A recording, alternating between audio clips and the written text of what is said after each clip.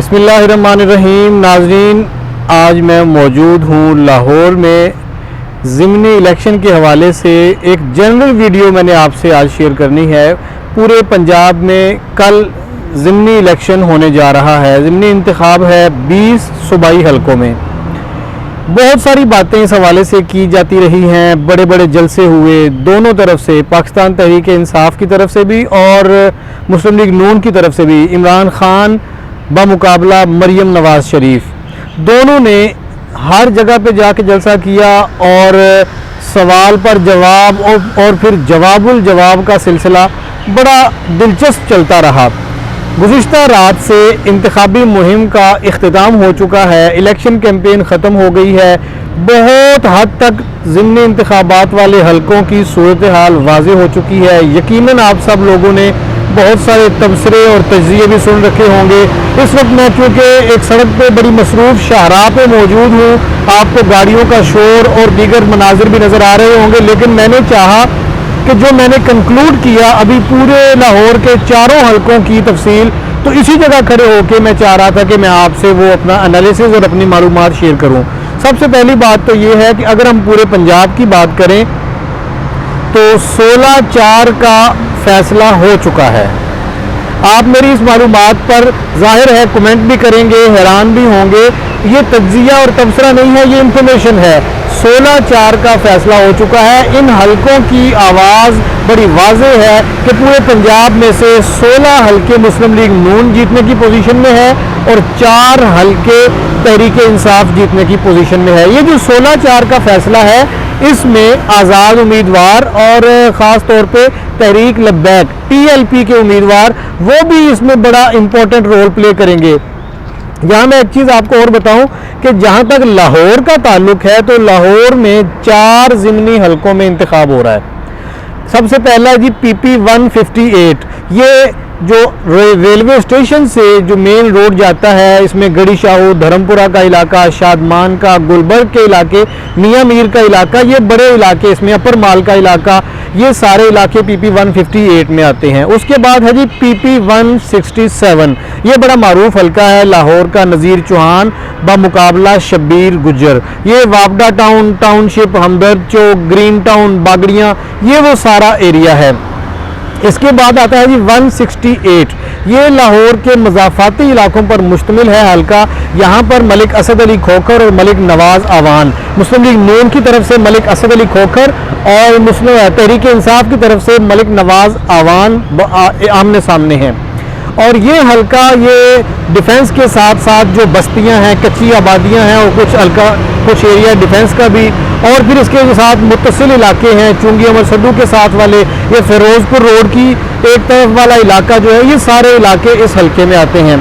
اس کے بعد جی تیسرا حلقہ ہے چوتھا حلقہ ہے PP 170، PP 170.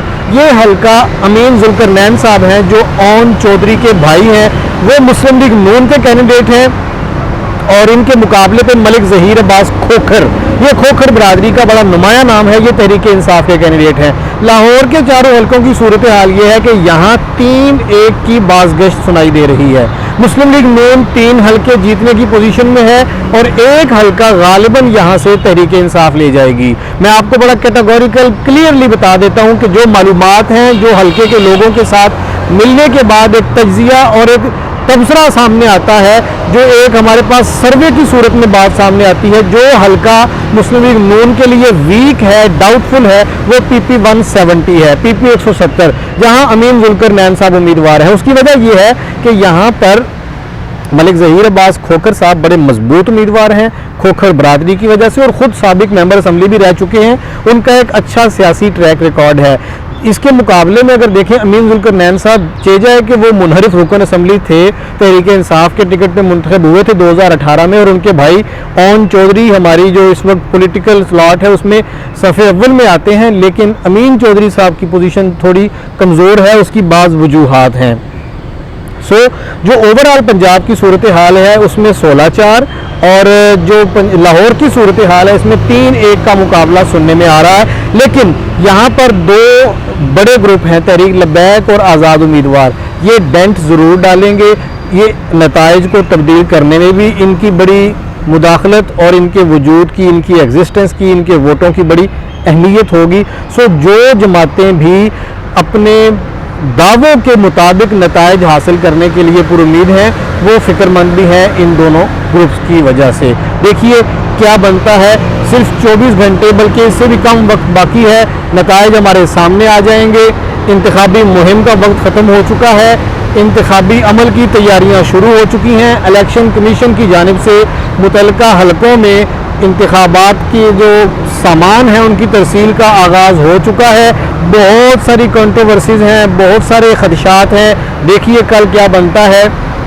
حکومت پنجاب نے بھی لا اینڈ آرڈر کی سچویشن کے لیے کچھ تیاریاں کر رکھی ہیں، الیکشن کمیشن کی جانب سے تیاریاں مکمل ہیں۔ دیکھنا یہ ہے کہ کل کا دن ٹرن آؤٹ کتنا رہتا ہے اور امن و امان کتنا ہوتا ہے، امن و امان کی صورتحال کتنی مینٹین رہتی ہے۔ یہ دو باتیں قابل ذکر ہیں۔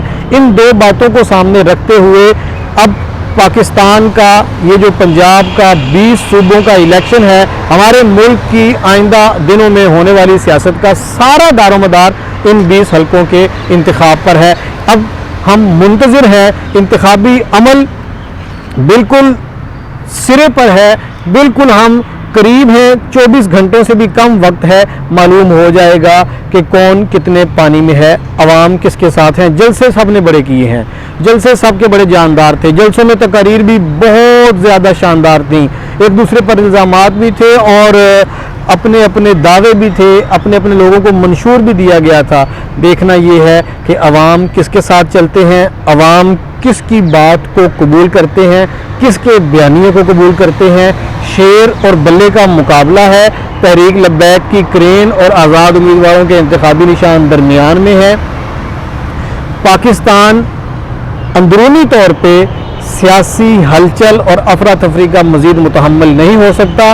سو ہماری کوشش اور ہماری خواہش یہ ہونی چاہیے کہ یہ جو دن ہے کل کا، جو انتخابات کا دن ہے 17 جولائی، یہ خیر خیریت سے گزر جائے، کوئی بہت بڑا مسئلہ نہ بنے۔ اور دوسری طرف یہ بات قابل غور ہے سیاسی تجزیہ نگاروں کے لیے، تبصرہ کرنے والوں کے لیے، کہ تحریک انصاف کی جانب سے جو ظاہر اپوزیشن کی جماعت ہے ان کی جانب سے الیکشن کے عمل سے پہلے ہی یقینی طور پہ یہ کہا جا رہا ہے، دعوے کیے جا رہے ہیں کہ دھاندلی کا پورا پلان بن چکا ہے، دھاندلی کے طریقے وہ بتا رہے ہیں کہ یوں دھاندلی ہوگی، ان کے پاس اطلاعات ہیں۔